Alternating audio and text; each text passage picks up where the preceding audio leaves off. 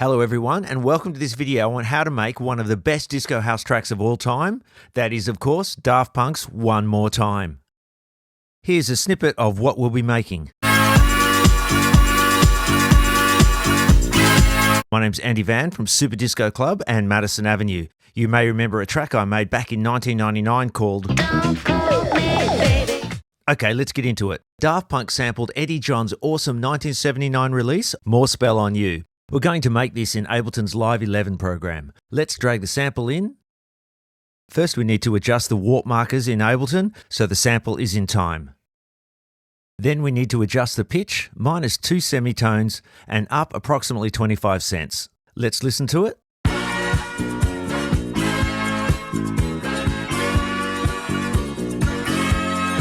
Yep, that's great. I can hear the first sample I need to grab right here. We'll label that MS1. Okay, let's listen for the next sample. Yep, that's it there, right in the middle. Let's label that MS2 and color it. And there's one more sample we need to find. It's that little section right there.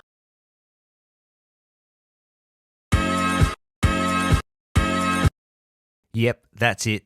Let's quickly label that MS3, color it, and delete the other parts we don't need.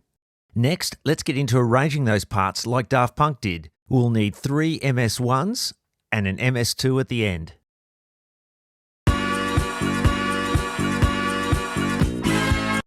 Yes, that's what we want.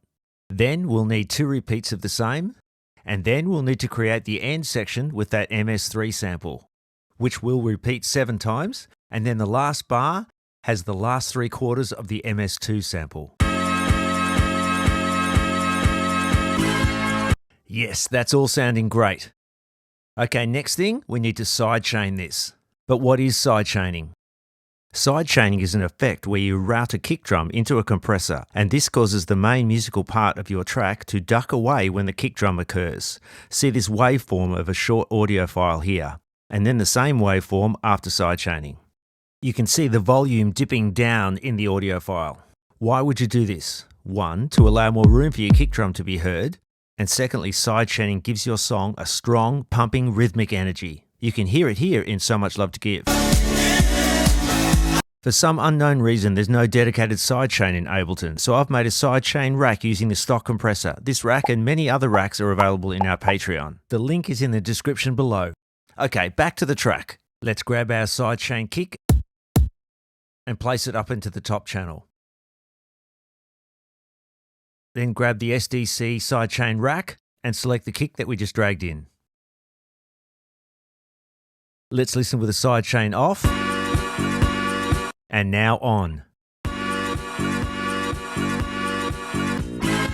Yep, that's sounding great. Next step is to add a bunch of effects to make it sound like One More Time. First step is Ableton's EQ8.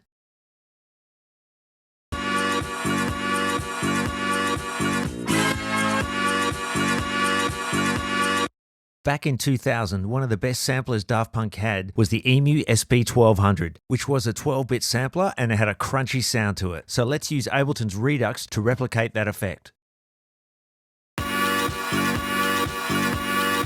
Then some multiband compression to give it a bit more oomph.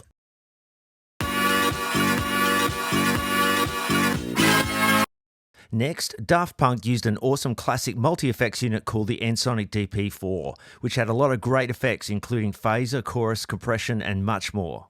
There isn't a plugin available to replicate the DP4, but I've chosen to use a great free effects plugin from Valhalla called the Space Modulator, and I've dialed up some settings that I think get it pretty close.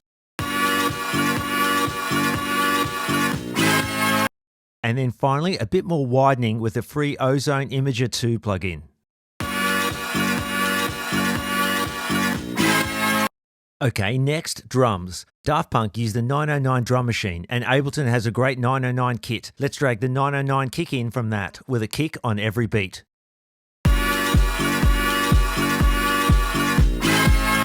I'm also dragging in what I call a top kick, which brings a snappy top-end energy to the kick.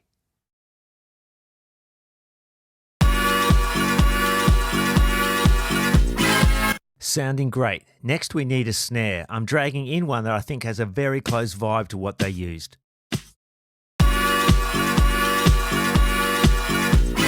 Okay, next is hats. One More Time has two closed hats in this pattern here. One on position 113 and the second on 114. But the second hat has a bit of swing on it. Swing means selective hats or percussive elements are delayed a little to give a swing feel. In this case, I actually just manually dragged this second hat to be a little late to give that swing feel.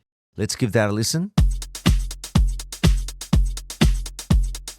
Okay, great. Next is the final drum element, and this is a tambourine shaker type loop. One More Time has a great tambourine shaker loop, and I found a very similar loop in my sample library. Let's drag that in. But I did need to adjust this percussive part of the loop shown here in the circle to match the swing position of the closed hat that I showed you a minute ago. That way the hats and this percussive loop have the same swing timing. Okay, final thing is to add bass. The bass in One More Time comes from the bottom end of the sample parts, but much bigger. You can achieve this in two ways. The way I did it back in the 90s was doubling the sample parts to a new track and really compressing the bottom end and just using the lower bass part underneath the sample. I'm very sure this is what Daft Punk would have done. But in today's production world, we can use a low-end enhancer plugin to do the same job much easier. And my favorite low-end plugin is from Analog Obsession. It's called Lovend. It's free and amazing. Check this. First, it's bypassed. And then on. That is seriously awesome. Okay, that's pretty well done. We just need to arrange the sampled parts into the first 8 bars and then listen to the final version.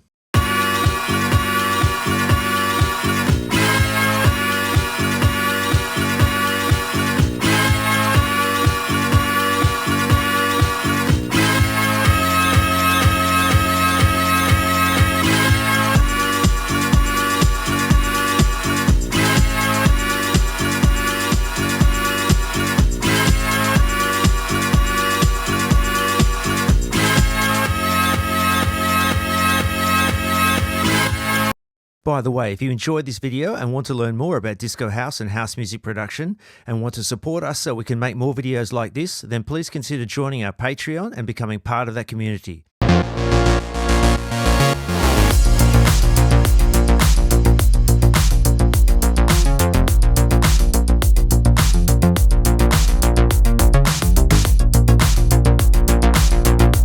Thanks so much. We'll see you on the next video.